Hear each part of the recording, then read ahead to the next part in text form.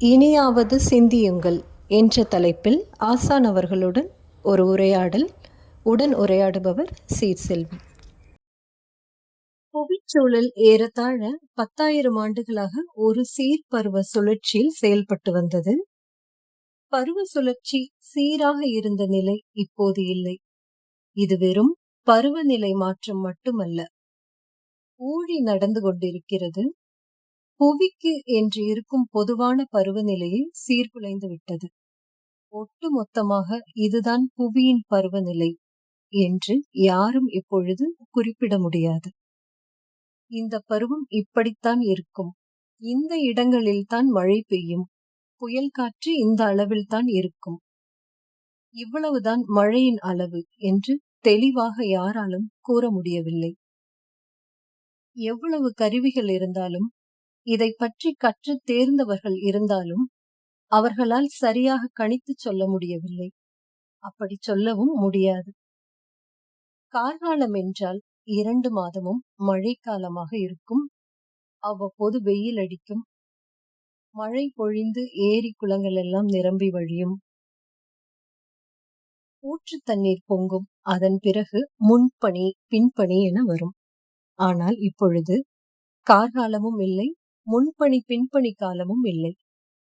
இதுவரை இருந்த எந்த வகையுமே கிடையாது. பகல் நேரத்திலேயே குளிர் உள்ளது. காலை 10 மணிக்கும் குளிர்ச்சி நிலவுகிறது.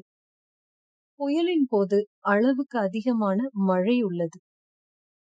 எப்போது மழை பொழியும், குளிர் எடுக்கும், வெயில் அடிக்கும் என்று தெரிவதில்லை. இந்த ஒட்டுமொத்த பருவநிலை சீர்குலைவும் புவியில் நீரை மிகுவிக்கும் செயல்கள் தானே தவிர வெப்பத்தை மிகுவிக்கும் செயல்கள் அல்ல. இந்நிகழ்வினை ஊழி நலத்தில் ஆசான் குறிப்பிட்டுள்ளார். நீர் மிகுந்து போகும் இந்த ஊழியே அடிப்படையில் நீர் ஊழிதான். ஐம்பூத கொள்கையின் அடிப்படையில் நீர் 4ஆம் பூதம், அதற்கு அடுத்த பூதம் நிலம். நிலம் எனும் கட்டமைப்பில் ஒழுங்கு குலைவு ஏற்பட்டால் அதை நீர் எனும் பூதம்தான் தனக்குள் ஒடுக்கும். இதுவே ஒழுங்கு. நீரால் தான் புவியில் ஊழி நிகழ்ந்திருக்கிறது. நீர் எனும் கட்டமைப்பு நிலம் எனும் கட்டமைப்பை தனக்குள் ஒடுக்குதல் ஊழியின் சாரம். ஆகவே நீரின் குளிர்ச்சி சூழலில் மிகுந்து கொண்டே இருக்கிறது. இந்த குளிர்ச்சியை பொறுத்து கொண்டு இந்த குளிர்ச்சியோடு இயைந்து செல்வதற்கான அகவெப்பம் கொண்ட உடல்களே ஊழியில் பொருந்தும். நிலம் தன்னுடைய பருவநிலையில் சீர்குலைவை சந்தித்தால் அந்நிலத்தில் வாழும் எல்லா உயிரினங்களின் உடல்களும் பருவநிலையில் சீர்குலைவை சந்தித்துத்தான் ஆக வேண்டும். சென்ற வாரம் புயல் காரணமாக திருவண்ணாமலை, புதுச்சேரி, கடலூர் போன்ற இடங்களில் மிக அதிகமான மழை பொழிவு இருந்தது. இதே மழை சென்னை போன்ற மாநகரத்தில் பெய்திருந்தால் என்ன ஆகியிருக்கும் என்று கற்பனை செய்யக்கூட நம்மால் முடியாது. மேலும் தொடர் மழை பொழிவு, நிலச்சரிவு இது பற்றி பலர் பல புனைவுகளை கூறிக்கொண்டிருப்பதையும் நாம் பார்க்கிறோம். புனைவு என்பது ஒன்று மற்றொன்றாக திரித்தல், ஒன்றையும் வேறு சிலவற்றையும் இணைத்து நோக்குதல் என்று புனைவு பற்றி ஆசான் ஊழி நூலில் குறிப்பிட்டுள்ளார். கணிப்புகளை வெளியிடுவதை விட இதுதான் போக்கு என்பதை உரைத்து எது நிகழ்ந்தாலும் அந்த நிகழ்வுகளில் துவண்டு விடாமல் மீண்டு எழுந்து வாழ்வது எப்படி என்று மட்டும் தொடர்ந்து ஆசான் நமக்கு கற்றுக் கொடுத்து கொண்டே இருக்கிறார். தற்போது நிலவி வரும் சூழல் குறித்து நம் ஆசானுடன் விரிவாக உரையாடலாம். வணக்கம். வணக்கம் சீர்செல்வி. ஊழியின் போக்குகளை பற்றி நீங்க பல உரைகள்லயும் நூல்லையும் தொடர்ந்து வலியுறுத்திக்கிட்டே இருக்கீங்க. மாநகரங்களை விட்டு வர வேண்டியது எவ்வளவு முக்கியமானதுன்னு நிச்சயம் எல்லாருக்கும் புரிஞ்சிருக்கும். அளவுக்கு அதிகமான மழை, புயல், தொடர்ச்சியான குளிர் இதெல்லாம் எந்த அளவுக்கு சேதங்களை கொடுக்கும், உடல்நிலை மாற்றங்களை கொடுக்கும்னு கணிக்க இயலாத அளவிற்கு மோசமான சூழல் நிலவரத சுற்றுச்சூழல்வாதிகளும் சொல்லிட்டு தான் இருக்காங்க. மாநகரங்கள்ல இருக்கவங்க என்ன செய்யணும்னு சொல்லுங்க. மாநகரங்களில் இருப்பவர்கள் மட்டுமல்ல, நம்ம இனி புவியில் எங்கு வாழ்ந்தாலும் யாவருக்குமான வாழ்க்கை ஒழுங்குகள் மாறிவிட்டன. அதுதான் நாம புரிஞ்சுக்கணும். மாநகரத்தில் இருப்பவர்களுக்கு மிக மிக கூடுதலான பொறுப்பு இருக்கிறது. அவர்களுக்கு எந்த வகையிலும் இடர் நேரலாம் என்ற நிலை இருக்கிறது. அதனால வெறும் வாழ்க்கை நடைமுறைகளை அப்படி மாற்றிக்கொண்டு இருந்தா போதும் என்று சொல்வதற்கெல்லாம் எதுவும் இல்லை. இப்போ நீங்க அந்த முன்னுரையில் குறிப்பிட்டது போல பருவத்தின் இயல்பு தெரிந்து விட்டது. அதாவது இன்றைக்கு இதுதான் பொழுது அல்லது பருவம் என்று சொல்வதற்கு வாய்ப்பே இல்லை. அந்த ஊழி நூலில் இதை பற்றி உள்ள கருத்து என்னன்னா, சீர்பருவ சுழற்சி இருக்காது என்பதுதான். ஒரு பருவம் சீராக சுழற்சி அடையணும் இல்லையா? அந்த பருவ சுழற்சியில தான் நிலைத்தன்மை இருக்கும். மக்கள் அதை புரிஞ்சுக்கணும். ஒரு நிலைத்தன்மைன்றது வந்து எங்கிருந்து வரும்னா, அந்த ஒரு சீரான சுழற்சியில இருந்தா வரும். இப்போ ஏற்கனவே நீங்கள் சொன்னது போலதான் அந்த முன்னுரையிலே அந்த ஒரு 10,000 ஆண்டுகளாக கிட்டத்தட்ட இவ்வாறான ஒரு சூழல் இருக்கிறதுன்னு நம்ம புரிஞ்சுக்கிறோம். நமக்கு தெளிவா தெரியல. ஆனா அது நம்ம முதற்கழக 13,000 ஆண்டுகளுக்கு முன்பு கடலுள் மூழ்கியதாக நாம் நினைக்கிறோம். அப்படி எல்லாம் பார்த்தா ஒரு 10,000 அல்லது 12,000 13,000 அப்படி இருக்கலாம். 10,000 13,000 ஆண்டுகளா கிட்டத்தட்ட ஒரு வகையான சுழற்சி இருக்கு. நமக்கு முதற் கழகத்திலும் அதற்கு பிந்தைய 2ஆம் கழகத்துல தான் பொழுதுகள் நமக்கு வகுத்து கொடுத்தாங்க. அதுல வந்து பொழுதுகள் 6 பொழுதுகள் இருக்கு. அதுல 6 பொழுதுகள்ல இளவெனில், முதுவெனில், கார்கூதிர், முன்பனி, பின்பனி. இது நமக்கு முந்தைய தலைமுறை வரைக்குமே இருந்தது. எல்லாருக்குமே அது தெரியும். இப்ப கார்த்திகை மாதமா, இது மார்கழி, இதெல்லாம் வந்து அந்த கார்த்திகை எல்லாம் வந்து முன்பனி காலம். அப்புறம் மார்கழி, தை, மாசி வரைக்கும் நமக்கு பனி இருக்கும். அதுக்கப்புறம் சித்திரை, பங்குனி வரைக்குமே இருக்கும். சித்திரையில இருந்து இளவெனில் தொடங்கினோம். இப்படிதான் இருந்துச்சு. அதாவது நமக்கு வந்து அந்த சரியா பொழுதுகளை பற்றி நம்ம முன்னோர் என்ன சொன்னாங்களோ அது இருந்தது. நம்மளுடைய ஒரு மூத்த தலைமுறையினரோட காலம் வரைக்குமே இருந்தது. இன்னைக்கு அதனாலதான் அதாவது அரசுகள் இருந்தது, சமூகம் வளர்ச்சி அடைந்தது, சீர்பருவ சுழற்சி இருந்ததுனாலதான். ஆனால் இன்றைக்கு இப்படி ஒன்று இந்த 6 பொழுதுகள் நம்மகிட்ட இல்ல. அது நமக்கே தெரியும். அதை முதல்ல நம்ம புரிஞ்சுக்கணும், அப்புறம் ஒத்துக்கணும். இதனால என்ன நடக்கும் அப்படின்னா, நிலைத்தன்மை குலைந்து போகும். அதாவதுங்க, இன்னைக்கு காலை பொழுது விடுகிறது, நண்பகல்னு ஒண்ணு வருகிறது, மாலை வருகிறது, இரவு வருகிறது, மீண்டும் இது வரும். இந்த சுழற்சி கெட்டு போய் இது எப்ப இருட்டும்னே தெரியாது. திடீர்னு இருட்டும், திடீர்னு விடிஞ்சணும்னா அது கிட்டத்தட்ட முடிவு தானே. உயிரின வாழ்க்கைக்கே முடிவு தானே அது. அது அந்த ஒரு எப்பவுமே கால சுழற்சி, பொழுது சுழற்சி, கால சுழற்சின்றது உயிரின வாழ்க்கைக்கு மிகவும் இன்றியமையாது. அது இல்லைன்னா ஒண்ணுமே கிடையாது. அது இப்ப எப்படி போயிடுச்சுன்னா, பொழுதுகள் கெட்டு போயின இல்ல. சரி, இந்த மாதிரி இதுதான் பருவம், இந்த பருவத்தில் இதுதான் நிகழும் என்று கணிக்கவே முடியாது என்ற நிலை வந்த பிறகு நிலைத்தன்மைக்கு வாய்ப்பில்லை என்பதுதான் நம்முடைய கருத்து. எதுல நிலைத்தன்மை இருக்காது? அரசுகளிலே நிலைத்தன்மை இருக்காது. அரசுகளால் எதுவுமே செய்ய இயலாது. நல்லா அதை புரிஞ்சுக்கணும். அரசு நல்ல அரசு, கெட்ட அரசு, அதெல்லாம் விட்டுருவோம். ஒரு பயிர் விளைச்சல்ல நிலைத்தன்மை இருக்காது. தொழில் உற்பத்தியில நிலைத்தன்மை இருக்காது. உடல் நலம் நிலைத்தன்மையோட இருக்காது. இதெல்லாம் இல்லைன்னா அரசுக்கு என்ன இருக்கு? அரசுன்றது ஒரு ஒருங்கிணைக்கும் அமைப்பு தான். எல்லாம் ஒரு சீரா இருக்குன்னா அந்த எல்லாத்தையும் ஒருங்கிணைக்கும். அதுதான் அரசு. எல்லாமே சீர்கெட்டு போச்சுன்னா எதை ஒருங்கிணைக்கிறது? இப்ப நீங்க பாருங்க, நீங்க சும்மா எல்லாருமே அந்த கடந்த ஒரு 5 ஆண்டு செய்திகளை எடுத்து பார்க்கட்டும். இழப்பீடு மட்டும், இந்த இயற்கை பேரிடர் இழப்பீடு அல்லது சேதம் என்ற வகையில மட்டும் எவ்வளவு செலவாயிருக்குன்னு மட்டும் பாருங்க. அந்த அந்த கணக்கு மட்டும் பார்க்கணும். அது செலவு பண்ணாங்களா பண்ணலையா அதெல்லாம் விட்டுருவோம். என்ன இதுக்கு பொருளாதார மதிப்பு கடந்த 5 ஆண்டுகள்ல வழங்கப்பட்டிருக்கிறதுன்னு பார்த்தாலே என்ன நடந்துட்டு இருக்குன்னு புரியும். நம்ம இப்ப இந்திய நிலப்பரப்பு மட்டும் எடுத்து போனோம். அதுக்கப்புறம் மற்ற நாடுகள்லாம் இது இது இது இனிமேல் இது மிக மிக கூடுதலாக இடைவெளி குறைந்து சிக்கல்கள் அதிகமாக போகுது. இப்ப நீங்க பார்க்கலாம், நமக்கு கடந்த ஆண்டு எப்படி இருந்ததுன்னா ஒரு ஒரு 2 மாதங்களுக்கு 1 அல்லது 3 மாதங்களுக்கு ஒரு பேரிடரை நம்ம பார்த்தோம். இப்போ இந்த ஆண்டு கடந்த அது ஒரு குறிப்பா 6 மாதங்களா புவி எங்கும் நான் சொல்றேன், ஒரு ஒவ்வொரு திங்கள், அதாவது ஒரு வாரத்துக்கும் 1 அல்லது 2 நிகழ்வுகள் நடந்திருக்கு இந்த கடந்த 6 மாதத்துல.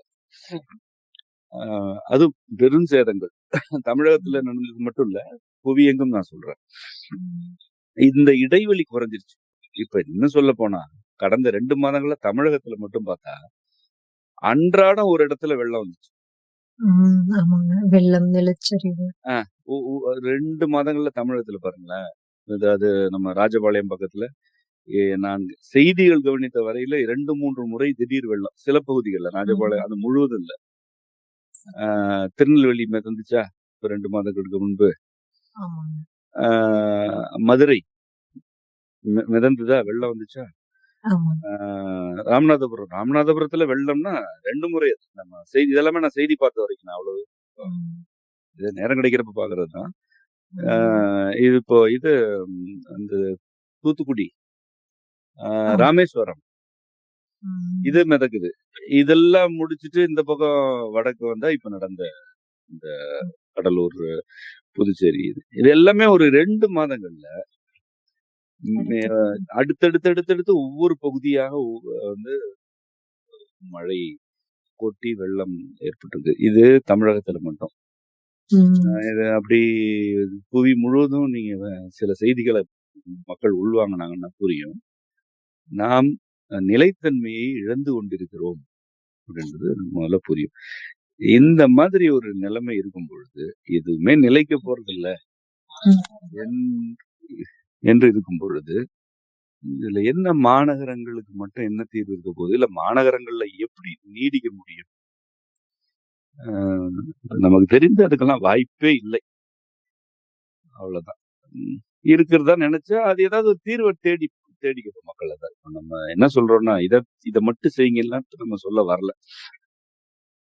எதையாவது செய்யுங்கன்னு சொல்றோம். நமக்கு எது வழின்னு தெரியுதோ அதை பத்தி நம்ம ஏற்கனவே பல முறை விளக்கிட்டோம், நூல்கள் எழுதிட்டோம், உரைகள் இருக்கு. ஆனா அதுல அது ஒன்றும் பெரிதாக கண்டுகொள்ளப்படல. அது பரவாயில்ல. ஆனா நீங்க ஏதாவது ஒண்ணு செய்யணும்ல. எதுவுமே நடக்காது போல உட்கார்ந்து இருக்க முடியாதுல்ல. அதுதான் இப்ப நம்ம சொல்ல இந்த செவி கூட அந்த மாதிரியான ஒரு வலியுறுத்தல் தான். அதாவது வலியுறுத்தல்னா நான் சொல்வதை கேளுங்கள் என்பதால என்னத்தையாவது செய்யுங்கன்றதுக்காக தான். அதை முதல்ல இனிமையாவது சிந்திக்கவாது தொடங்குவீங்களான்னு கேட்பதற்கும் அதை அழுத்துவதற்கும் தான் இந்த செய்தி. ஊழி நிகழும் என்பது போக்கு. இந்த காலத்தில் இவ்விடத்தில் இவ்வாறு நிகழும் என உரைப்பது நிகழ்ச்சி. அவ்வாறு எதையும் உரைக்காதிருங்கள், அவ்வாறு உரைப்போரை பற்றாதிருங்கள். இப்படி நீங்க ஊழி நூல்ல குறிப்பிட்டிருந்தீங்க. புயல் பற்றி, மழை பற்றி, அறிவுகளை பற்றி பலர் புனைவாய் பேசுறத ஊடகங்கள்ல பாக்குறோம். இது குறித்து உங்க கருத்து என்ன? தொடர்ந்து வானிலை அறிக்கைன்னு நிறைய பேர் வெவ்வேறு விதமா சொல்லிட்டு இருக்காங்க. இந்த கணிப்பை எல்லாம் கேட்டுட்டு சரியா தவறான்னு மக்கள் ஒரு தெளிவில்லாம இருக்காங்க. இதை தவிர்க்க என்ன செய்யணும்? எந்த மாதிரி வாழ்க்கை முறைக்கு போகணுங்கிறத பற்றி சொல்லுங்க. ஊழி நூலில் இருந்து நீங்கள் படித்து காட்டியது போல ஊழி காலத்துல புனைவுகள் மிகுதியாகும். அதாவது ஒரு பல தகவல்களை ஒன்றோடு ஒன்று திரித்து சொல்லுதல், தன்னுடைய கருத்தை ஏற்றி சொல்லுதல், ஒன்று இப்படித்தான் நிகழ வேண்டும் என்று முடிவெடுத்து விட்டு அதை போல பேசுறது, இதெல்லாம் புனைவு. புனையாதிருப்பீர் என்ற வழிகாட்டிலே நமக்கு வழங்கப்பட்டிருக்கிறது. இது ஆனா ஊழி காலத்துல புனைவுகள் தான் மிகுதும் மிகவும் வெறும் சூழல் பற்றி அல்ல, எல்லா துறைகளிலுமே புனைவு. அதாவது நீங்க புனைவு மக்கள் புரிஞ்சுக்கணும் அப்படின்னா ஒண்ணும் இல்ல. இப்போ உடல் நலம், ஒருத்தருக்கு உடல் நலம் ஏதோ ஒரு கேட்டு போயிருக்கு. முன்பு என்ன செய்வாங்கன்னா மருத்துவர்கள் அதை பொறுமையா அதை பற்றி புரிந்து கொள்ள முயற்சி பண்ணுவாங்க, அதை ஆய்வு செய்வாங்க, ஒவ்வொரு மருந்தா கொடுத்து பார்ப்பாங்க. அதுக்கப்புறம் அது அப்படியே ஒரு பல ஆண்டுகளுக்கு போயிட்டு இருக்கும். அது அப்புறம் அவருக்கு இயல்பா சரியாகும், அல்லது மருந்துகள்ல அந்த சரியாக துணையா இருக்கும். மிக மிக குறைவாக எதிர்பாராத வகையில சிக்கல் அதிகமாகி மரணம் நேரும். இதுதான் முன்பு இருந்தது. இப்ப பாருங்க, ஒருத்தருக்கு உடம்பு முடியலன்னு ஒரு மருத்துவமனைக்கு போறாரு, உடனடியா அதோட விளைவு என்ன, இறுதி முடிவு என்னன்ற தகவலோட தான் வெளியில வராது. இது இந்த நோய் இது தேராது, இது எந்த நிலையில இருக்கு, இதுக்கு நீ இதை செய்யலன்னா அவ்வளவுதான். நீங்க இப்படி சொல்லாம எந்த மருத்துவராக அனுப்புறாங்களான்னு பாருங்க. எதுவா இருக்கட்டும், எல்லாமே தெரிஞ்சது மாதிரி பேசுறது. உனக்கு வந்திருக்கிறது இது இப்படிதான் போய் முடியும், நீ இதை செஞ்சா சரி, செஞ்சாலும் பிழைக்க வழி இது இல்லை, பிழைக்கலாம் பிழைக்காம போலாம், இப்படி எதையாவது சொல்லிடுறது. இதெல்லாமே புனைவு. ஏன்னா உடலுடைய செயல்பாடுகள் இப்படி மட்டும்தான் இருக்கும் அப்படின்றதெல்லாம் அப்படியே என்னமோ புள்ளி விவரமா துல்லியமா இவர்கள் புரிந்து கொண்டது போன்ற ஒரு ஒரு அகந்தை அது. அது அப்புறம் வணிகமாவும் ஆயிட்டதுனால அவங்களுக்கு அதுல நிறைய நலன்கள் இருக்கு. அப்ப இந்த மொத்தமாவே இப்ப இந்த புனைவுகள்ல தான் மக்கள் அங்க போய் குவியறாங்க. அதாவது ஏதாவது ஒரு கட்டி வந்துச்சுன்னா அது அதுவா இருக்குமோ. நீங்க பாத்தீங்கன்னா கட்டி வந்துச்சுன்னா என்ன, கைகால் நடுக்குனா என்ன, இடது பக்கம் வலிச்சா என்ன, வலது பக்கம் வலிச்சா என்ன, தலை சுத்தினா என்னன்னு ஒவ்வொரு அறிகுறிக்குமே அதோட இறுதி நிலை பற்றிய ஒரு கருத்து இருக்கு பாத்தீங்களா. இதுதான் புனைவு. இதெல்லாமே புனைவு. இதுன்னா அதுதான் அப்படின்னு நீங்க அதுதான் முடிவு பண்ணிட்டு இத பார்க்க ஆரம்பிச்சீங்கன்னா அது புனைவு. எனக்கு தெரியல, என்னன்னு தெரியல, இதை புரிஞ்சுக்கிறேன் என்று பார்ப்பது உண்மையை நோக்கிய ஒரு பயணம். அது என்கிட்ட என்ன இருக்கோ கையில தகவல், அதுதான் இறுதி முடிவு. இப்ப நான் அதை நோக்கி அதை வைத்துக் கொண்டு இந்த உடலை பார்க்கிறேன் என்பது புனைவு. உடல் நலம் சார்ந்ததா இருக்கட்டும், அல்லது பொதுவான ஒரு அரசியல் உரையாடல் கவனிங்க, இதுதான் நடக்கும், இப்படிதான் இது நடக்க போகுது என்று மட்டும்தான் அன்றாடம் பேசிட்டே இருக்கிறாங்க எல்லாருமே.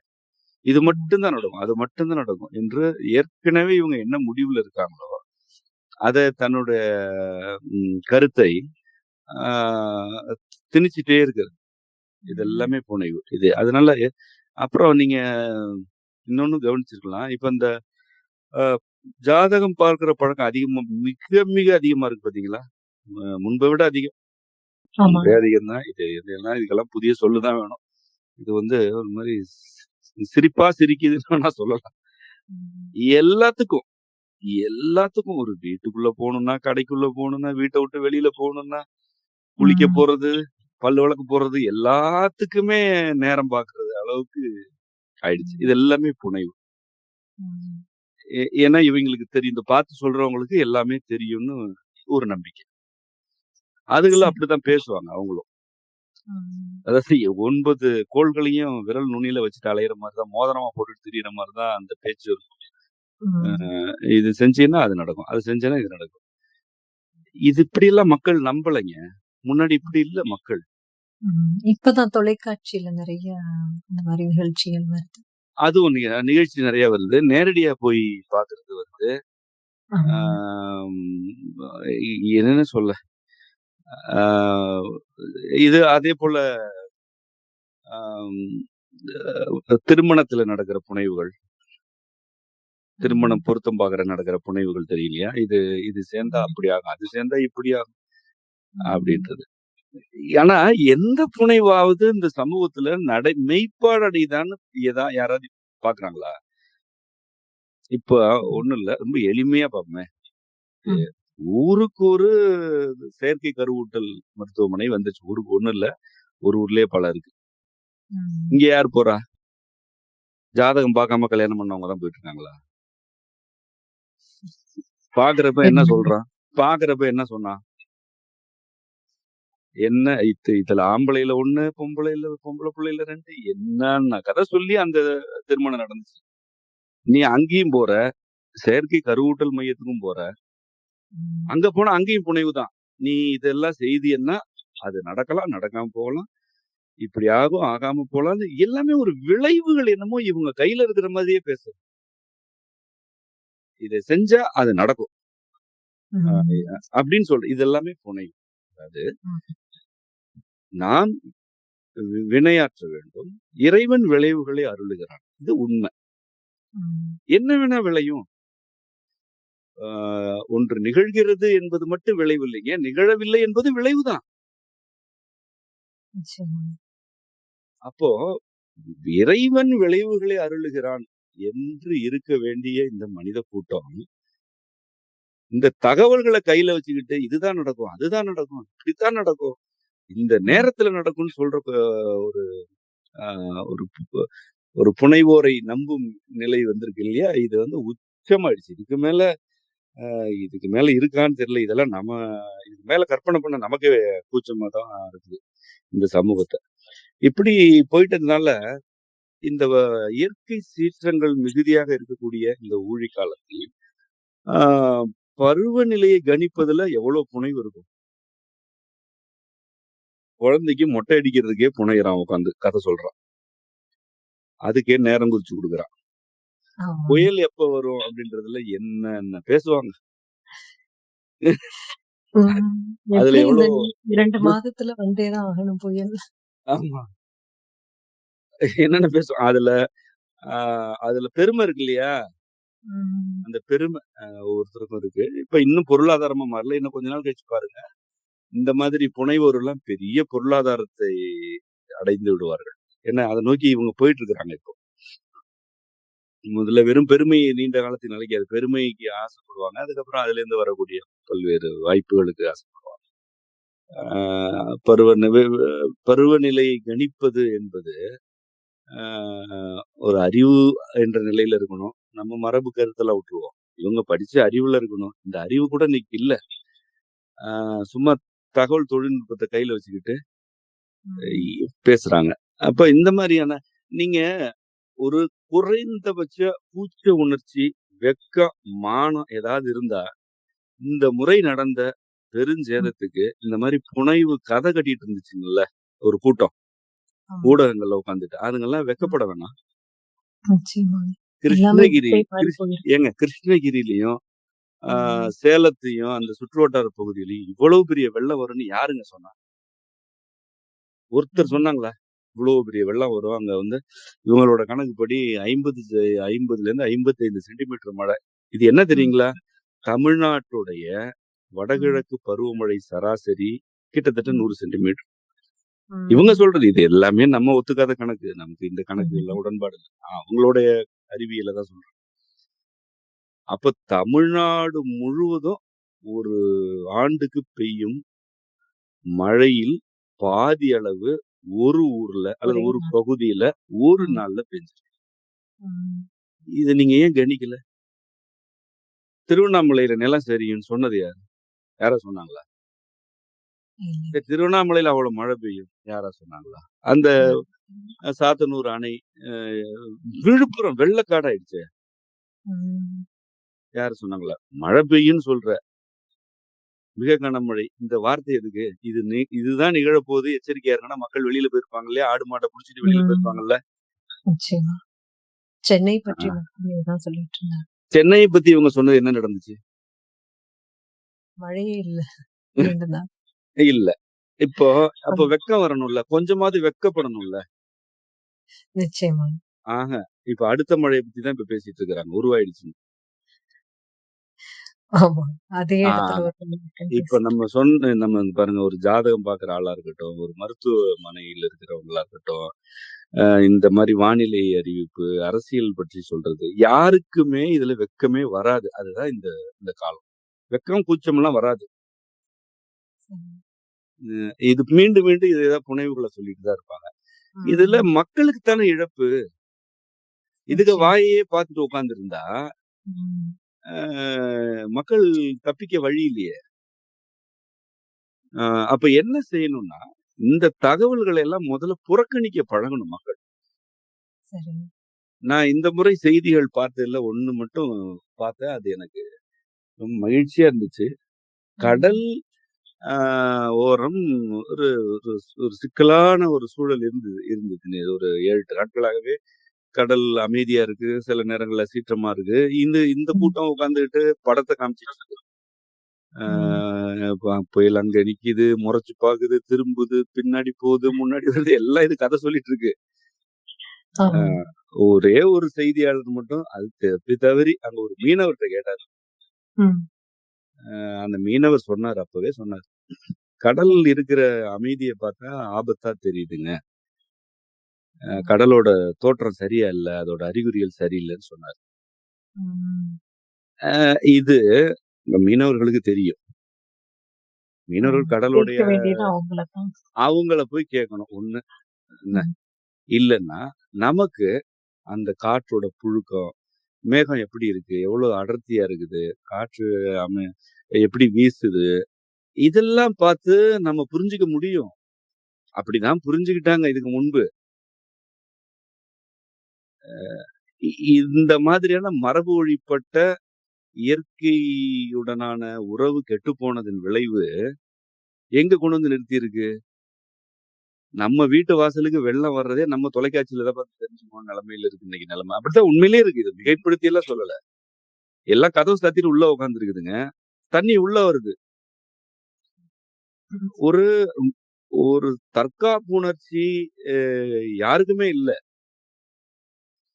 அப்ப இந்த ஊடகங்களில் இருந்து புனைவுகளை பெற்றுக்கொள்வதை மக்கள் நிறுத்தணும். முற்றிலும் நிறுத்தணும் இத.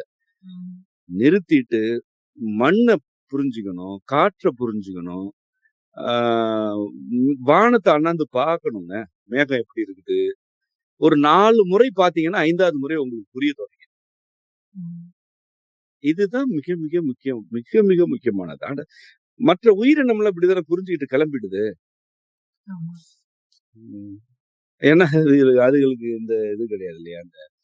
ஆ அதுகளுக்கும் ஒரு வேளை அறிவு இருந்துச்சுன்னு வச்சுக்கங்களேன். இப்ப இந்த உடும்பு, பாம்பு, பல்லி எல்லாம் ம். தொலைக்காட்சி பார்க்குற அறிவு இருந்துச்சுன்னா, அது இவங்க தோள் மேலயும், கால்ல தொடையிலயும் உட்காந்துட்டு பார்த்துட்டு இருக்கும். தாழ்வு தாழ்வு மண்டலம் எங்க இருக்கு அப்படின்னு சொல்லிட்டு. அதுகளுக்கு அந்த அறிவு இல்லாதனால அதெல்லாம் தப்பிச்சிருது.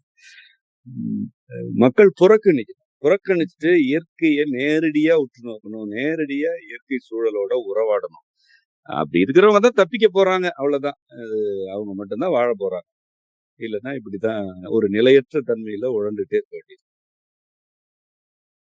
பலர் ஆற்றுப்படை வழியாகவும், நேரிலும் எந்த இடத்தில், எந்த ஊரில் இடம் வாங்குறதுங்கிற குழப்பத்துல இருக்கிறதா சொல்றாங்க. மேலும் எங்க வீடு கட்டுவது, எப்படி கட்டுவது, கூட்டு வாழ்க்கை, மரபு வேளாண்மை, குழந்தைகள் கல்வி, இப்படி பல கேள்விகளுடன் உங்கள அணுகுறாங்க. இவங்களுக்கு நீங்க என்ன சொல்ல விரும்புறீங்க? அதுக்கான இப்ப இவ்ளோ கேள்விகளுக்கு பதில் சொல்ற அளவுக்கு எல்லாமே காலம் இல்லைங்க இப்போ. அதுக்கான பெரிய நீண்ட காலம்லாம் இப்ப இல்ல. நம்ம ஏற்கனவே அந்த இதை பற்றி எல்லாமே உரைகள்ல பேசியிருக்கிறோம். நூல் இருக்கு. ஆமாங்க. அ இப்பவும் ஆற்றுப்படை சந்திப்புன்னு வைத்து தனிப்பட்ட முறையில ஏதோ ஒரு வழிகாட்டல் வழங்குறோம். இவ்வளவுதான். எங்க நிலம் வாங்குறதுன்னே இப்பவும் கேட்டுட்டு இருந்தா நம்ம என்ன செய்ய முடியும்? ஒரு ஒரு ஒரு பேரிடர் வருதுங்க. ஒரு மாநகரத்துல ஏதோ ஒரு பேரிடர் வருதுன்னு வச்சுக்கங்களேன். நெறைய சரி. பேரு அப்ப வருவாங்க. அப்ப வந்து ஊர் ஊர் நோக்கி வேற எங்கேயாவது இடம் வாங்குவோம் அப்படின்னு வரும்பொழுது, உங்களுக்கு எங்க இடம் இருக்கும்? நீங்க எங்க போய் வாங்குவீங்க? விலையெல்லாம் பன்மடங்கு ஏறி போய் கிடக்கும். ம். அதாவது ஒரு நெருக்கடி வரப்போகுது அப்படின்றத முதல்ல புரிஞ்சுக்க சரி. அப்ப ஒரு நெருக்கடி வரப்போகுதுன்னா, நம்ம கொஞ்சம் கொஞ்சமா ஒரே நாள்ல இல்ல, படிப்படியா ம். இடம்பெயர்வோம். ம். அதுக்கான ஒரு ஒரு வாழ்க்கை முறை என்னவோ, அத போய் கத்துப்போம். இங்க கத்துக்குவோம். அது ஒரு தொழில் என்னன்றத பத்தி சிந்திப்போம்ன்னு, ம். அப்படி இருக்கணுமே தவிர, சும்மா ஒரு தகவல் கேட்கிற மாரியே இன்னுமே வச்சுட்டு இருக்க முடியுமா? எங்க இடம் வாங்கலாம்? எங்க எந்த பகுதியில இப்ப வீடு கட்டலாம்? இது என்ன இன்னுமா நீங்க இப்படியே கேட்டுட்டு இருப்பீங்க? எங்க இடம் வாங்கலான்றத நீங்க தான் முடிவு பண்ணணும். 4 இடத்துக்கு போணும், அலைஞ்சு பார்க்கணும். அதுலதான் இப்போ உங்களுடைய எதிர்கால உறுதித்தன்மை இருக்குன்றப்ப, நீங்க அதற்கு சில நாட்கள செலவிட்டா என்ன என்ன சொல்றது? இதெல்லாம் யாராவது ஒருத்தவங்க செஞ்சு குடுப்பாங்களா? அதனால அ இந்த கேள்விகள் எல்லாம் நான் பொறுமையா பதில் சொல்லிட்டு தானே இருந்தேன். கடந்த காலம் அது ஒரு 10 ஆண்டுகள் அத பத்தி பேசியாச்சு. ஆமா. கிட்டத்தட்ட என்ன நம்ம பிரண்டை திருவிழா 2014 நெனைக்கிறேன். 13, 14 ம். அந்த 10 ஆண்டுகளுக்கு மேல ஆச்சு. ம். இன்னும் நம்ம எங்க இடம் வாங்கலாம் அப்படின்றதுக்கெல்லாம் பதில் சொல்லிட்டு இருக்க முடியாது. அதுக்கான காலம்லாம் அருகி போய்விட்டது. அவரவருக்கு பொறுப்பு இருக்கு. அவங்கவங்களா போயி 4 இடத்துக்கு போய் அலைஞ்சு, இடம் வாங்கணும், நிலம் வாங்கணும். பெரிய நிலப்பரப்பு இல்லனாலும் வீடு கட்டுற அளவுக்காவது வாங்கணும். படிப்படியாக அ அவரவர் ஊர் திரும்ப தொடங்க வேண்டும். அல்லது அத பத்தி முதல்ல சிந்திக்கவாது தொடங்கணும். சரி. உட்காந்துக்கிட்டு புயல் எங்க இருக்கு அப்படின்னு படம் பார்க்குற மாரி, எங்க இடம் வாங்குறதுன்னுலாம் கேள்வி கேட்டுட்டு இருக்க கூடாது. நீங்க சரி. ஊர் திரும்பணும்னு விரும்புனீங்கன்னா, அது நீங்க தான் அதுல சிந்திக்கணும். அதுல களம் இறங்கணும். சரிங்க. இப்ப நிலம் வாங்குனவங்க என்ன பண்ணலாம்னு சொல்லுங்க? நிலம் வாங்குனவங்க முதல்ல அவர்களுக்கான ஒரு வீடு கட்டணும். சரிங்க. இன்னொரு 4 அல்லது 5 ஆண்டுகளுக்குள்ள அ ஒரு வீடு கட்டுதல் சிறப்பு. ஆ போக போக ஏன்னா சூழலுடைய சீற்றங்கள பார்க்கும் பொழுது, ஒரு நிலைத்தன்மை குறைஞ்சுட்டே இருக்கு. ஆனா, இப்போ ஏன்னா ஒரு வீடு கட்டணும்னா, அதற்கு ஒரு பொருளாதாரம், மனித ம். உழைப்பு, அ மழை, வெயில் இதுல எல்லாமே ஒரு ஒரு நிலைத்தன்மை வேணும். அது குறையுது. நம்மளே பார்க்கிறோமே. இப்போ ஒண்ணும் இல்ல. ஒரு சின்ன கட்டுமானம், அதுவும் முழுக்க மரபு முறையில கூட இல்ல. சில அவசர தேவைக்குன்னு சில செயற்கை பொருட்கள்லாம் போட்டு தான் செம்மையானதுல தொடங்கணும். சரிங்க. கிட்டத்தட்ட ஒரு 1 1/2 மாதங்கள் அல்லது இப்போ ஏதோ மேல மழையினாலேயே அங்க வேலை கெட்டு போயிடுச்சு. ம். சரிங்க. அ அதுவும் முழுக்க மரபு முறையில கட்டணும்னா மிக மிக கடினம். ஏன்னா அதுக்கு வெயில் வேணும். ஆ அதிக மழை ஆகாது. சுண்ணாம்பு காரை, மண் சார்ந்துலலாம் நீங்க அதிக மழையில கட்ட முடியாது. அப்போ ஆமாங்க. அ ஒரு சூழல்ல நிலைத்தன்மை குறைந்து விடுகிறது எனும்போது, கட்டுமானங்கள நிலைத்தன்மை உள்ளதா கட்ட முடியல. செயற்கையான கட்டுமானங்கள் இருக்கு. அது உடனடியா கட்டலாம். மழை பெய்தால் கூட கட்டலாம். ஆனா நிலைக்காதே. அது நிலைக்கலையே பார்க்குறோமே! எத்தன அடிச்சுட்டு போகுது. ஆ ஆமாங்க. எத்தன எத்தன விழுது இதெல்லாம் அத பற்றி அதிகமா நினைக்க கூட கூடாதுன்னு இருக்கிறேன். அது அது ம். ஒரு மாரி சிக்கலான ஒரு எதிர்கால போக்கு அது. அப்ப ம். நம்ம அ மரபு வழியில கட்டுறது சிறப்பானது. முழு முழு சரி. மரபு வழியில கட்ட முடியலன்னா கூட பரவால்ல. எந்த அளவுக்கு முடியுதோ அத செய்யுங்க. ஒரு ஒரு வீடுன்னு ஒண்ணு கட்டுங்க. அ அது இப்போ ஒரு 5, 6 ஆண்டுகளுக்கு பிறகு ஒரு சூழல் இருக்குமான்னு தெரியல. இருக்காதுன்னு தான் ம். நான் நினைக்கிறேன். அதாவது ஒரு கட்டுமானத்திற்கான சூழல் நெறைய இருக்கு. அது எல்லாமே கிடைக்குமா? ம். ஒரு கேள்விதான். கேள்விதான்னே வச்சுப்போமே. ம். அதான் சிக்கல் தான் ஆகப்போகுதுன்னு நான் சொல்ல வேண்டாம். கடினமா இருக்கும். இப்ப கட்டுறது அத விட எளிதா இருக்கும். அப்போ ம். ஒரு இடம் இருக்குன்னா, அவங்களுக்கு ஏதோ ஒரு வீடுன்னு ஒண்ணு கட்டணும். போய் வாழ்றதுக்கு, குடியேறதுக்கு. ஒரு ம். வீடு என்று ஒன்று கட்டுதல் முதன்மையானது. அதனுடனாக ஏதாவது ஒரு மரபு தொழில்ல ஒரு அறிமுகம் பெறணும். ஏதாவது ஒண்ண கத்துக்கணும். ஆ ம் ம நெறைய கருவிகள் சாராத வாழ்க்கை முறைய படிப்படியா கத்துக்கணும். ஒரே நாள்ல வேண்டாம். அ சரி. அதிக கருவிகள் இல்லாமல் வாழ்றது எப்படி? அதிக பொருட்கள் இல்லாம எப்படி நிம்மதியா வாழ்றது? இத பற்றி சிந்திக்கணும் முதல்ல. அதுதான் முதல்ல செய்ய வேண்டியது மக்கள். ரொம்ப நல்லா சொன்னீங்க. அந்தமான் தீவு, ஒரிசா போன்ற வடக்கில் உள்ள ஊர்களுக்கெல்லாம் சுற்றுப்பயணம் போயிட்டு வந்திருக்கீங்க. உங்க பயண அனுபவம் பற்றி சொல்லுங்க. அங்குள்ள பழங்குடி மக்களின் மொழி, தொன்ம இசை கருவிகள், தற்சார்பு வாழ்க்கை முறை பற்றி உங்க கருத்து என்னன்னு சொல்லுங்க. 2 பகுதிகளிலுமே மக்களுடைய எளிமை தான் எனக்கு மிகவும் நெருக்கமா இருந்தது. அ அந்தமான் வேறு தன்மையில இருக்கு. ஒடிசா வேறு தன்மையில இருக்கு. ஆனா, பெரும்பான்மையான மனிதர்கள் எளிமையா இருக்கிறாங்க. அது 2 இடத்துலயும் பார்த்தோம். நம்ம ஒடிசா பத்தி கூடுதலா சொல்லலாம். ஆ அது ஏதோ ஒரு பின்தங்கிய பகுதி. அது அங்க இருக்கிறவங்கலாம் பாவம். சோத்துக்கு வழி இல்லாம திரியிறாங்கன்னு இங்க இருக்கிறது கூட்டம் சொல்லிட்டு தெரியுது. அதெல்லாம் பெரிய அது ஒரு புனைவுன்னு அங்க போனோன தான் தெரிஞ்சுச்சு. ஆ, சரி. ஆ அவங்களெல்லாம் இந்த ஊழி அந்த மக்களை வாழ வைக்கும். அந்த கடலோர பகுதி மட்டும் தான் சேதமடையும்.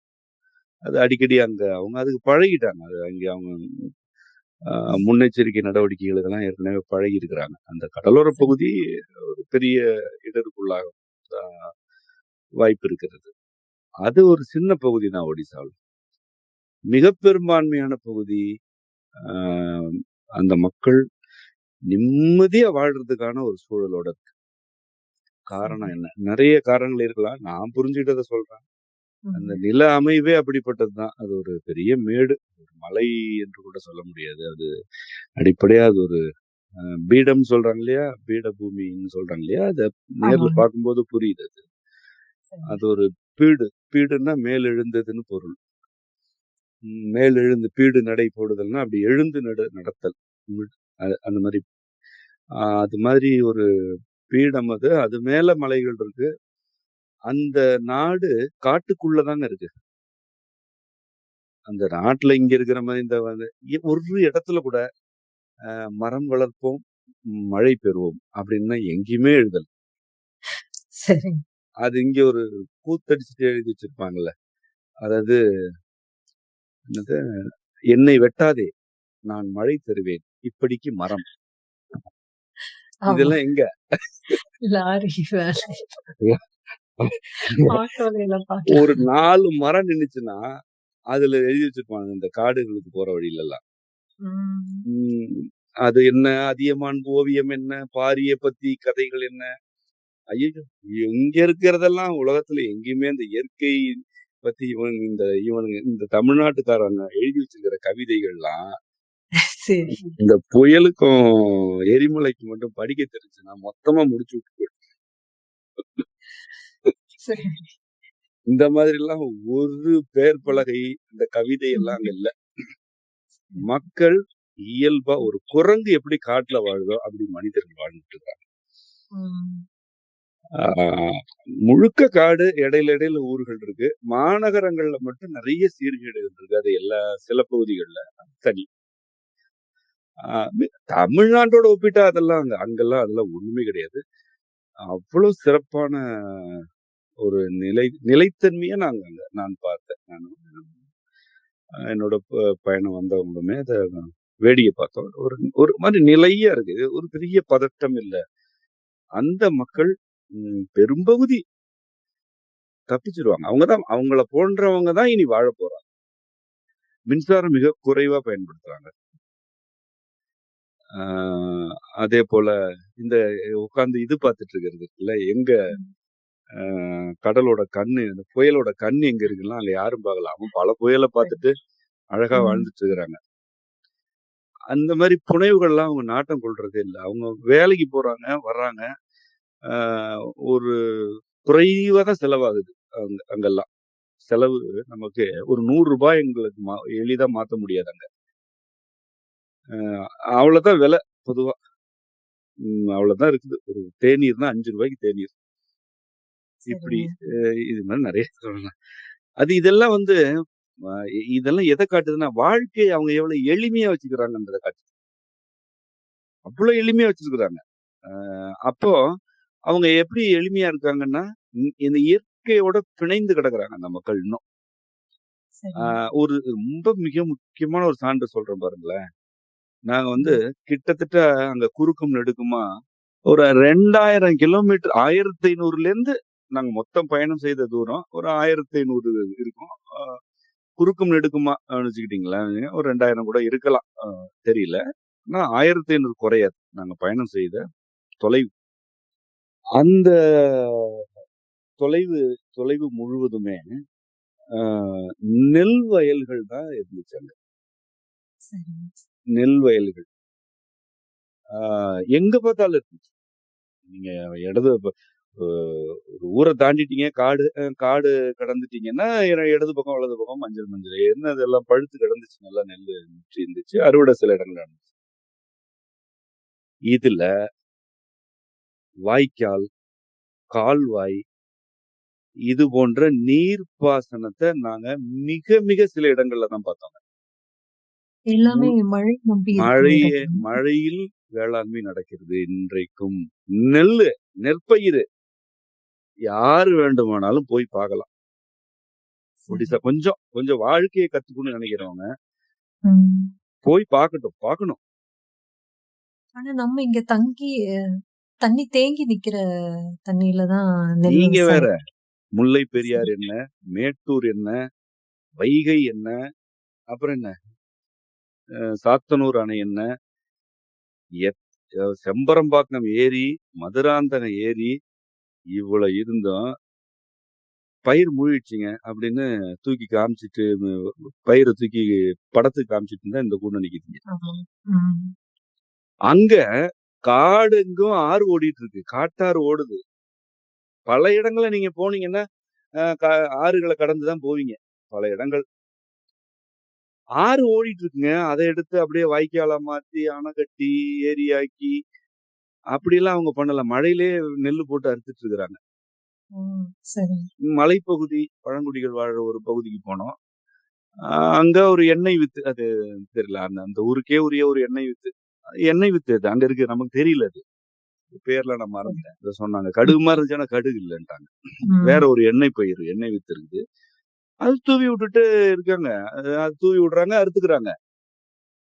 சரிங்களா? இப்போ இப்ப என்னன்னா, அதுல ஆ பயிர் விளைச்சல் இங்க உள்ளத விட குறைவா தான் இருக்கும். இப்ப நான் சொல்ல வர்ற செய்தி அதுதான். சரி. ஆ. இப்ப இங்க 40 மூட்டை விளையுதுன்னா, அவங்களுக்கு 20 மூட்டை, 25 மூட்டை தான் விளையலாம். அவ்வளவுதான் விளையும். ஆனா, அவங்களுக்கு நெற்பயிரிடுவதற்கு மின்சாரமே தேவையில்ல. ம். சரி. 2வது செயற்கை உரங்கள அவங்க பயன்படுத்துறதுக்கு வாய்ப்பு மிக குறைவு. ஏன்னா ஏன்னா பொதுவா ம். மானாவாரியில வந்து நீங்க இது பயன்படுத்த முடியாது. செயற்கை உரங்கள பயன்படுத்த முடியாது இயல்பாவே. ம். ம். அப்ப அது அந்த கடைகளெல்லாம் நாங்க பார்க்கவே இல்ல. எங்கேயாவது இருக்கும். ஒண்ணுமே இல்லாம முழு இயற்கை வேளாண்மைலாம் நான் சொல்ல வரல. ஆனா நீங்க ம். தமிழ்நாட்டு பார்த்துட்டு அங்க போனா, ஒரு ம். ஒரு குப்பை கிடங்குல இருந்து ஒரு புல்வெளிக்கு போன உணர்வு வரும். எனக்கு வந்தது. சரி. ம். இங்க உள்ளது முழுக்க குப்பை. இங்க இந்த இங்க வாய்க்கால் என்ன, அத தூர் வாரல, இவரு வாருனாரு, அவரு வாரல. அ இது அதுல அப்புறம் இதுல குப்பை கொட்டுறது. இந்த ஆத்துல போய் இவனுங்க என்னென்ன பண்றானுங்க, திருநெல்வேலியில ஆத்துல புடவை, சட்டை, உள்ளாடை எல்லாம் கழட்டி போட்டு பாவத்த கழிச்சுக்கிறானுங்க. அந்த தாமிரபரணியில, பாபநாஸ்ல. அதெல்லாம் நீங்க பார்த்தது இல்லன்னு நெனைக்கிறேன். இல்ல. இல்ல. ம். ஐய்யயோ! நீங்க அங்க அங்க ம். போய் இவனுங்க மொத்த துணி இவனுங்க போட்டிருக்கிற அ. அழுக்கு துணியெல்லாம் ஆத்துல போடும் இந்த கூட்டம். ஓ! அது சரி. பாவத்த நாசம் பண்ணுதாம்மா இது. ஓ! மறுபடியும் பாவம் பண்ண போயிடும். அப்புறம் வந்து மறுபடியும் சட்டைய கழட்டி போட்டுரும். ம். அதான் இதுங்க போய் தவணை முறையில பாவம் பண்ணிட்டு, ஆத்துல அழுக்கு துணிய போட்டுட்டு இருக்குதுங்க. இங்கேயும் இது நடக்குது. இங்க எங்க பவானி பவானி அது கூடுதுறையில பக்கமெல்லாம் நடக்குது. அதுதான். அங்க நடக்குது. பவானி கூடுதுறையில கால வச்சா, புடவையோ இந்த பேய் படத்துலலாம் கால வச்சோம்னா பேய் இழுக்கும்ல. அது மாரி கூடுதுறையில போய் கால வச்சோம்னா, ஏதோ நிச்சயமா. ஒரு புடவை இழுக்குதேடான்னு பார்த்தா, இதுங்க பாவத்த கழிச்சிருக்குது அங்க. இதுங்க ஆத்த கும்பிடும். ஆனா, ஆத்தங்கரையில போய் கோயில்ல வந்து தலைகீழா நிக்கும். அப்படியே அழுக்கு துணிய ஆத்துல போடும். இதெல்லாம் செய்யும். அங்கெல்லாம் அப்படிலாம் ஒண்ணும் கிடையாது. ஆத்தெல்லாம் அங்கெல்லாம் யாரும் கும்பிடல. ஆறு ஆறு பாட்டுக்கு ஆறு ஓடிட்டு இருக்கு. ஆத்துல குப்பை கொட்டல. ம் அப்புறம் இந்த கால்வாய் பாசனங்கள். இங்க தான் ஆத்துக்கே சிமெண்ட் போடுறானுங்க. ஆமாங்க. இப்போ ஆ அது ஒரு புது திட்டமா அது ஒரு தொடங்கியிருக்காங்க. புது திட்டமா வந்துட்டு இருக்கு இல்லையா? அதாவது மண்ணு உறிஞ்சுதாம்மா தண்ணிய.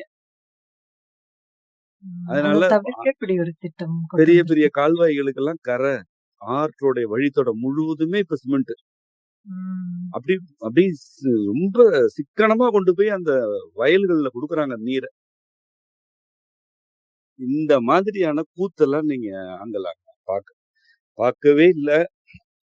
ஆழ்துளை கிணறுகள் நாங்க பார்க்கல, இருக்கும். நாங்க பார்க்கலன்றதுனால இல்லன்னு ஆயிடாது. ஆனா ம். மிக குறைவு. குறைவு. ம். மிக மிக குறைவு. சரி. பெரிய பெரிய தடங்கள் எல்லாம் இங்க போயிட்டு இருக்குல்ல. ம். இங்க எவ்வளவு போயிட்டு குறுக்கு நெடுக்குமா போயிட்டு இருக்கு ஆமாமா. பாத்தீங்களா? ம். அங்கெல்லாம் அப்படியெல்லாம் ஒண்ணும் கிடையாது. அங்கேயும் நிறைய இயற்கை சுரண்டப்படுகிறது. அது வேற சுரங்கங்கள் தோண்டப்படுது. அது எல்லாமே இப்ப குறைவா தான் இருக்கு. முன்ன விட குறைவு. அது இன்னும் குறையும். அது அது புரிஞ்சுக்க முடியுது அங்க. அதனால என்னன்னா, அந்த மக்கள் வந்து விளைச்சல் குறைவா இருந்தாலும், ம். இது இது இது என்ன இது சூதாட்டம்ல. 40 மூட்டை எடுத்து நீ என்ன பண்ண போற? அதுல வந்து கிட்டத்தட்ட 30 மூட்டை செலவு ஆயிடுச்சு. உழுவை ம். கருவிகளுக்கும், செயற்கை உரங்களுக்கும். அப்புறம் அது ஒரு ம். ஆ நஞ்சு தரும் உணவாவும் இருக்கு. அங்க ம். அப்படி இல்ல. சும்மா ம். மழையில தூவி பத்தாதா? விட்டுர்றாங்க. ம். வராமலும் போகலாம், வரலாம். ஒருவேளை வரலன்னா, அங்க யாரும் அப்படியே தவிச்செல்லாம் போயிட மாட்டாங்க. இது எங்கங்க டிராக்டருக்கு பணம் கட்டலன்னு தற்கொலை பண்ணிக்கிற கூட்டம் இங்க தானங்க இருக்கு. ஆமா. அங்க டிராக்டரே வாங்குறதில்ல. ம். மிக மிக குறைவு. சரி. நீங்க ஒரு ஊர்ல போய் பாருங்க, தமிழ்நாட்டுல. ம். ஒரு ஊர்ல 100 வீடு இருந்துச்சுன்னா, ம். 4லேருந்து 10 டிராக்டர் நிக்கும். சரி. இருக்கா இல்லையா? ஒரு ஊர்ல. இருக்கு. ஏங்க 100 கிராமங்கள் 100 வீட்டுக்கு ஒரு டிராக்டரே போதும். இணக்கமா வாழ்ந்தா. ம். நமக்கு தான் அது வராதே. அவன் கூப்பிட்டு நான் வண்டி ஓட்டுறதா? அவன் வண்டிய நான் கூப்பிடுறதான்றதுக்காகவே கடன் வாங்குது கூட்டம். அதான். இது மாரி வெட்டி பெருமைக்கு. அப்ப என்னன்னா, இது வந்து முழுக்க முழுக்க தற்சார்பு தன்மை இழந்த சமூகம் இது. தமிழ்நாட்டு ம். சமூகம். இது வேளாண்மையிலலாம் தற்சார்பே இல்ல. ஆமா. வீடு கட்டுறதுல இல்ல. ம். ஆனா இதற்கெல்லாம் ஆம் மாறான பொதுவா நான் நெனச்சேன், நம்ம என்ன அங்க பேசுறோமோ, அது இந்த மக்கள் வாழ்ந்துட்டு இருக்கிறாங்க. இங்கேயே இருந்துற மாட்டோமான்னு தான் எனக்கு இருந்துச்சு. ம். நம்ம சரி. இங்கெல்லாம் இருக்கணும். ஏன் அங்க இருக்கிறோம்னு தான் தோணுச்சு. இப்பவும் கூட தோணுது. ம். இல்ல நெறைய இடங்களுக்கு போ வேண்டியிருக்கு. நான் எங்கெல்லாம் இருக்கணும்ன்றத தான் நான் தேடிட்டு இருக்கிறேன். இது சரி. இது மிக மிக கொடுமை. இங்க இது ஒரு எளிமையான ஒரு கருத்த இங்க பேசி இவங்க ம். புரிஞ்சுகிட்டு, அத குடும்பத்துல பேசி இருக்கு. அப்படிதான் அது இருந்துச்சு. அந்தமான் வேற வகை. அது மிக அற்புதமான ஒரு சூழல்ல தான் இருந்துச்சு. ம். மனிதர்களோட நடவடிக்கை இதெல்லாம் நெறைய இருக்கு அங்க. அம் ஒடிசா அப்படிதான். நெறைய சொல்லலாம். அது ஒரு பயண அனுபவம் மாதிரி ஆயிடும். ஆனா, ஒரு வரி மட்டும் சொல்ல முடியும். ம். நான் சொன்னேன். ஒரிசாவுல எவ்வளோ வகையான மனிதர் இருக்காங்க. சீர்கெட்டு போனவங்க ம். இருக்காங்க. ரொம்ப சீரழிந்தவங்க. அவங்க தான் அதுல ஒரு பகுதி தான் இங்கெல்லாம் வேலைக்கு வர்றது. அவங்கலாம் இங்க வர வேண்டியதே இல்ல. ம். இங்க ம். இங்க இங்க பணம் தாங்க இருக்கு. அங்க வாழ்க்கை இருக்கு. ம். இங்க அந்த அந்த நுகர்வு கலாச்சாரத்துக்கு பழகுனவங்க தான் இங்க வர்றாங்க. அதாவது ஒரு நாளைக்கு ரூ. 500 அவங்களுக்கு பெரிய பணமா இருக்கு. அவங்க ஊருக்கு அது பெரிய பணம் தான் உண்மையிலேயே. ரூ. 500 வச்சுட்டா அவங்க நெறைய ம். வாங்க முடியும். அவ்வளவுதான் அங்க விலைவாசி இருக்கு. டீ ரூ. 5ன்னு சொல்றீங்க. ஆமா, ஆமா. ரூ. 5 உணவு ம். ஒண்ணு சொல்லி தாங்க ம். ஆகணும். சரி. உணவ பொறுத்தவரைக்கும், ம். நாங்க கடைகள்ல தான் சாப்பிட்டோம். நான் தமிழ்நாட்டுல கடைகள்ல சாப்பிட மாட்டோம். உங்க எல்லாருக்குமே தெரியும். ஆமா. அ அங்க நாங்க கடைகள்ல தானே சாப்பிட வேண்டியிருக்கு. ம். ஒரு நாள் கூட உடலுக்கு தொல்லை வரல. நாங்க இத்தனைக்கும் ம். இரவு 11:30 மணிக்கெல்லாம் சாப்பிட்டோம். ம். 11:30 மணி பயணம் ரொம்ப அலைக்கழிப்பா தான் இருந்துச்சு. ம். கடினமானதா தான் இருந்தது. அப்போ இரவு உணவுக்கு வந்து 11:30, 12 மணி. ம். உடலுக்கு எந்த தொல்லையும் இல்ல. அவங்களுக்கு இந்த கலப்படம் பண்ணவே தெரியல. அதான். அவங்க நேர்மையா இருக்காங்கன்னு சொல்ல முடியாது. ம். அவங்க இயல்பா இருக்காங்க. ம். இந்த ம். சாப்பாட்டுல சுண்ணாம்பு கலக்கிறது, தோசை இட்லில சோடா உப்பு அதெல்லாம் கலக்கிறது. தெரியல அவங்களுக்கு. அவங்களுக்கு வந்து ம். இந்த கொங்கு பகுதியில தான் பார்த்துருக்கிறேன். பச்சை வண்ணத்துல எதையாவது துணிய தொங்க விட்டுருப்பாங்க. இல்லன்னா ஏதாவது ஒரு பெயர் பலகை இருக்கும். அப்படின்னா என்ன நம்பிக்கை நம்ம குடுக்குறாருன்னா, அவர் வந்து இயற்கை விளைபொருள்களால தோசை சுடுறாரு. ஓ! சரி. நாட்டு சர்க்கரையில் பாலில் தேநீர் போடுற மாரியான சாகச செயல்கள், ஒரு மாரி அது என்ன சொல்றது? ஒரு பெரிய ம். மனசு நம்ம ஊர்ல. பால்ல டீ போடுறது. ம். இதெல்லாம் இதெல்லாம் அவங்களுக்கு கிடையாது. அந்த மக்களுக்கு இயல்பா இருக்கு தெரியுது. நேர்மையாலாம் இருக்க தெரியல. இங்கதான் நேர்மையா இருக்கிறதே ஒரு சாதனையாச்சே. அந்த மாதிரி மனிதர்கள் தான் இனி வாழ முடியும். புவியில அவங்களுக்கு தான் இனி இடம் இருக்கு. அவங்க ஒண்ணும் எங்கேயும் போய் கையேந்திட்டுலாம் நிக்க போறது இல்ல. எந்த கட்டமைப்பு சீர்குலைந்தாலும் அவங்களுக்கு இருந்துச்சு. அவங்க கட்டமைப்பே காடு, ஆறு, காற்று, மழை, வெயில். இதுதான் அவங்களோட கட்டமைப்பு. இறைவன் என்ன கட்டமைப்பை வழங்கினானோ அந்த கட்டமைப்புல வாழ்ந்துட்டு இருக்காங்க. இதுதான் நீங்க வலியுறுத்திட்டே இருக்கீங்க இவ்வளவு வருஷமா.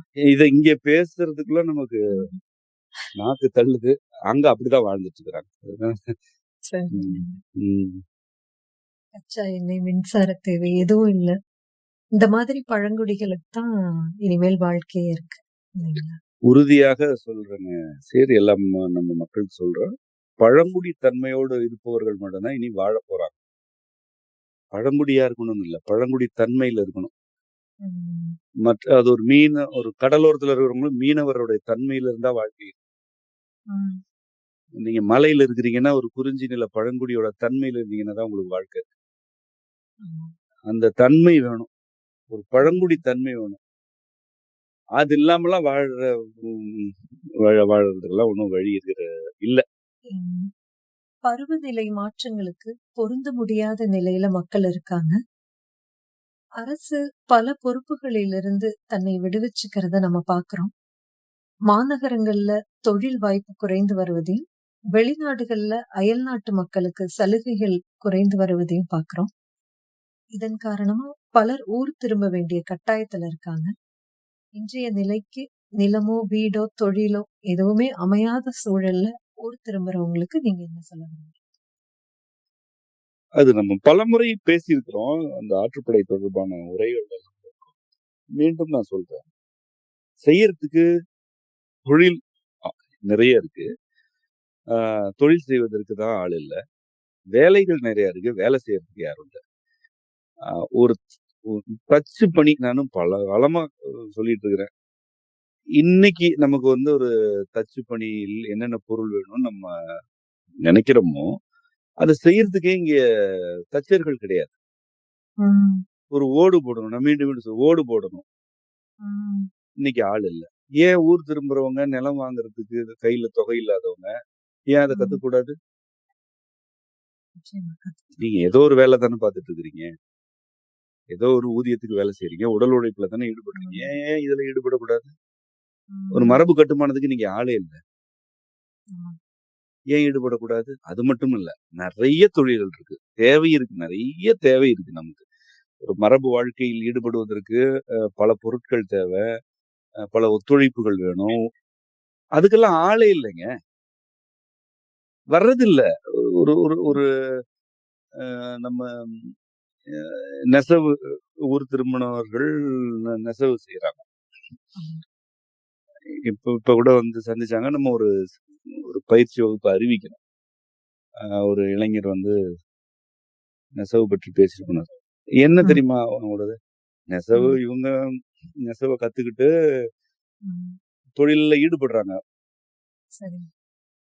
உதவிக்கு ஆள் வேணும் இல்லையா? ஒரு 10 பேராவது இருந்தா தானே ஒரு தொழில் செய்ய முடியும். அதுக்கே ஆள் இல்லைங்க, வர்றதில்ல. எது ஒன்று ஒரு மரபு தொழில் அப்படின்னா அதை கத்துக்கிறதுக்கு எல்லாம் யாரும் வர்றதில்ல. ஊர் திரும்புறதுன்னா என்ன தெரியுங்களா?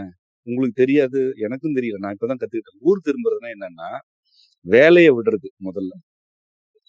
2வது இந்த பணத்தை என்ன செய்யறது அப்படின்னு மண்டையை உடைக்கணும். வேலையை விடுறது, மாநகரத்துல இருக்க வீட்டை விற்கிறது, பணம் வருமா, இதை என்ன செய்யலாம் அப்படின்னு பல காணொலிகள் பாக்குறது. அதுல நம்ம மூஞ்சும் தென்பட்டுச்சுன்னா நம்மகிட்ட அதை கேட்கறது. அடுத்ததா எங்க நிலம் வாங்கலாம் அப்படின்னு அலையிறது. நிலம் வாங்கினதுக்கு அப்புறம் அதை ஒண்ணுமே செய்யறது இல்லை.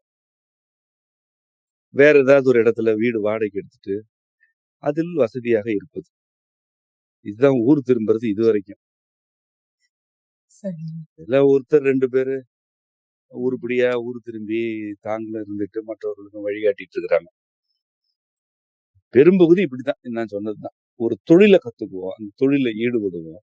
4 பேருக்கு நம்மகிட்ட நிறைய நிதி இருக்குதா, அது 4 பேருக்கு தொழில் கத்துக் குடுக்கறதுக்கான ஒரு ஒரு ஒரு பொருளாதாரமா பயன்படுத்துவோம். இதெல்லாமே கிடையாது. ம். ஒரு ஒரு காய்கறி தோட்டம் போடுவோம். ஒரு 10 பேர் கூடி உட்கார்ந்து, "ஏப்பா நீ நெல்லு போடு, நான் சோளம் போடுறேன். என்னோட நிலத்தோட அமைப்புக்கு நான் வாழை போடலாம்." இப்படி பேசிட்டு நமக்குள்ள ஒரு நான் கூட்டு வாழ்க்கை சொல்லுவேன். தொழில் அடிப்படையிலயாவது ஒரு ம். கூடுவோம். ம். ம். இதெல்லாம் இந்த செய்யறவங்க முறை தான் நீங்க நான் சொல்றேன். ஆற்றுப்படை வந்தவங்க கிட்ட கூட சொன்னீங்க. முதல் உங்களுக்கு தேவையான காய்கறிகள போடுங்க. அதுக்கப்புறமா ஊர் திரும்புறத பற்றி பேசலான்னு சொன்னீங்க. ஆமா. என்ன நடக்குது ஆனா? அதான் சொல்றோம். என்ன நடக்குது? அதெல்லாம் ஒண்ணும் இல்ல. அதெல்லாம் ஒரு பொறுப்பு கிடையாது. இப்படி ஏதாவது ஒரு மிகச்சிலர் அத வந்து ஊர் திரும்புறதுக்கான விருப்பத்தோட இருக்கிறாங்க. கூடுதல் நிதி இருக்கு என்னிடம். அது நான் பொது பணிக்கு பயன்படுத்துறேன். அப்படி வந்து கேட்கறாங்க. இதெல்லாம் எத்தன பேருங்க? அதெல்லாம் மிக குறைவு. சரி. அந்த தொழில் கத்துக்கிறதே இல்ல. இல்ல கத்துக்கணுன்ற ம். எண்ணம் கூட கிடையாது யாருக்கும். ம்.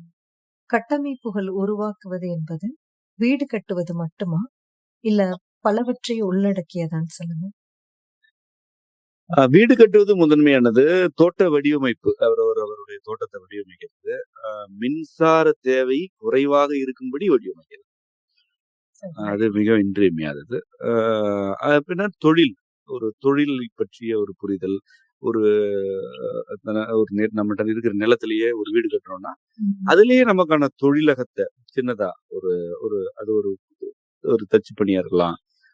அல்லது ஒரு நெசவா இருக்கலாம்.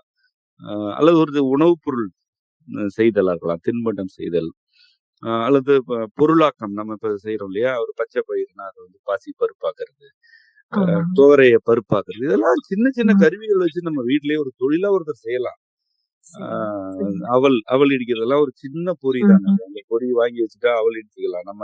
ம். நம்மட்டயே நம்ம செம்மை மக்கள்ட்ட இருந்து நெல் வாங்கி அத அவலா ஆக்கி தரலாம் ஒருத்தரு. இதெல்லாமே சரி. தொழில் தானே. நிச்சயமா. ம். இந்த மாரியான ஏதோ ஒரு தொழில்ல ஈடுபடுறதுக்கான ஒரு சின்ன தொழிற்கூடம் அவரவருடைய இடத்துல ஒண்ணு இருக்கணும். இதெல்லாம் சேர்ந்து தான் கட்டமைப்பு. அப்புறம் ஆம், சிறுவர்களுக்கான கல்வி. அ அது அது அது அது கல்வியெல்லாம் இப்ப என்னன்னா, ஒரு சமூகத்தோட கூட்டு பொறுப்பு. ம். இப்ப நம்ம மரபு பள்ளியில குழந்தைகள் ஒரு சிலர் வர்றாங்க, படிக்கிறாங்க. சரி, இது எவ்வளவு பேருக்கு நம்ம நடத்த முடியும்? நான் நீண்ட காலமா சொல்லி அதெல்லாம் கைவிட்டுட்டேன். ம். கூடிருங்க. ஒரு 10 பேர் 10 பேரா கூடிட்டு குழந்தைகளுக்கு சொல்லிக் குடுங்கன்னு. அது இனி நடக்க போறதில்ல. கண்ணுக்கு எட்டுன எதிர்காலத்துல அதெல்லாம் இல்ல. அ ம். என்னமாவது என்னமாவது செய்யணும். அவ்வளவுதான். ஏதாவது செய்யுங்க. குழந்தைகள அவங்களுக்கு வந்து இந்த நிலத்துடனான பிணைப்பை ஏற்படுத்தும் வகையில அவங்களோட வாழ்க்கை முறைய நீங்க அறிமுகப்படுத்தணும். சரி. அதுக்கு ஏதாவது செய்ய வேண்டியது, ஏதாவது செஞ்சுக்க வேண்டியது. இதெல்லாம் சேர்ந்தது தான் ஒரு கட்டமைப்பு. வெறும் வீடு கட்டுறது இல்ல. ஒரு ஒரு கட்டமைப்பா இருக்கிறதுன்னா, இதெல்லாம் ஒரு தற்சார்பு தன்மையை நோக்கி நகர்றது. சரி. எதிர்கால தலைமுறைக்கு உரிய பாடங்களை நடைமுறையில கற்றுக் கொடுக்கிறது. ம். இதெல்லாம் சேர்ந்தது தான் ஒரு கட்டமைப்பு. இத பற்றி முதல்ல சிந்திக்கட்டும். சரி. முதல்ல இத பத்தி உடனே எல்லாம் இப்ப செஞ்சிருங்கன்னுலாம் நமக்கு சொல்ல வேண்டிய அ ம். முறையில சொல்றோம். அதாவது நமக்கு அ சரி. அது என்ன சொல்றது? நமக்கு மனது கேட்கல. இது ஆகுதா? இது நடக்காதுன்னு நெறைய நடக்காதுன்னு தெரிஞ்சும் ஏன் பேசுறோம்னா, மனசு கேட்க மாட்டேங்குது. ம். இப்படி இவ்ளோ சிக்கல் இருக்கே! இன்னும் சிக்கல் ஆகுமே! இது என்ன பண்ண போறாங்கன்னு தெரியலையேன்னு. ம். அதுக்காக சொல்றோம். அதுக்கு மேல கேட்கிறவங்களோட முடிவு தான். இதுல இதுல என்ன அவங்களுக்கு சிக்கல்னா, இத கணவன் கேட்டா மனைவி சிக்கல். மனைவி கேட்டா கணவன் சிக்கல். 2 பேரும் கேட்டா வீட்ல இருக்கிற பெரியவங்க சிக்கல். எல்லாரும் கேட்டா சொந்தக்காரன் சிக்கல். ஏன்னா நம்ம ஒரு பெரிய தீவிரவாதி இல்லையா? இப்ப நம்ம என்ன சொல்றோம்? "எழுந்து வா! தேசமே எழுந்து வா! புரட்சி செய்!" அப்படின்லாம் கூப்பிடுறோம்ல. அது வாழ்றதுக்கு ஆன ம். வழிய பாருன்னு அவங்களுக்கும் சொல்லலாம். அதான் சொல்றீங்க. ம்.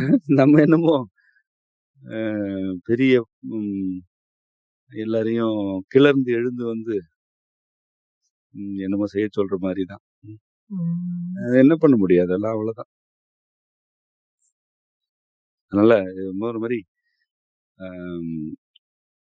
மிக ஒரு ஒரு கள்ளத்தனமான ஒரு செயல் எது, ஊர் ஊர் திரும்பணும் அப்படின்னு விரும்புறதும் ஒரு சூழலோட பொருந்தி வாழ்றது என்னது இன்னைக்கு ஒரு கள்ளத்தனமான ஒரு செயல் அது. வீட்டுல வீட்டுக்காரர் திட்டுவாரு, மனைவி திட்டுவாங்க, அவ்வளவுதான். விருப்பமா ஆற்றுப்படைக்கு வர்றாங்க. ஏதாவது தொழில் சொல்லும் போது அப்படி எல்லாருமே அத சொல்றத பாக்குறோம் நம்ம. ஆமாமா ஆமா குடும்பத்துல இவங்க வேண்டாம், அவங்க வேண்டாம் வேண்டாம்னு சொல்லுவாங்க. அதுதான். இதெல்லாம் மீறி என்ன நடக்கும்னா நமக்கு தெரியாது. நமக்கு இருக்கிற அக்கறையினால புலம்புறோம், அவ்வளவுதான். கொஞ்சம் வேடிக்கை, அந்த புலம்பலையே வேடிக்கையா மாத்திக்கிறோம். ஏன்னா சிரிக்கலைன்னா நமக்கு இந்த சிரிப்பாவது நம்மளை காப்பாத்தி வைக்கட்டுமே, அவ்வளவுதான். இப்பொழுதே நாம் நிலத்தை மீட்டெடுக்கும் பணியில் ஈடுபட துவங்கினால் இடப்பெயர்ச்சி நமக்கு எளிமையாக இருக்கும். இன்றைக்கும் இயல்பு நோக்கி திரும்புவதற்கான எல்லா இயற்கை வளமும் கிராமங்களில் இருக்கின்றன. வறட்சியான நிலங்கள் கூட ஓரிரு ஆண்டுகளில் இயல்பு நிலைக்கு திரும்பும் திறன் கொண்டதுதான். விருப்பத்துடன் இருந்தால் எதிர்வரும் ஊழிக்காலத்தில் இங்கு பாதுகாப்பாகவே வாழ முடியும். ஊர் திரும்புதல் என்பது நமக்கானது மட்டுமல்ல, வரும் தலைமுறையினர் பல ஆயிரம் ஆண்டுகள் இந்த புவியில் வாழ்வதற்கான ஒரு முன்னெடுப்பாகும். இந்த சூழலை எப்படி எதிர்கொள்ளணும், என்ன செய்யணுங்கிறத பற்றி தெளிவா சொன்னீங்க. மிக்க நன்றிங்க சார். நன்றி சீர்செல்வி. அனைவருக்கும் அம்மையப்பர் அருள் நிறைவதாக. நன்றி.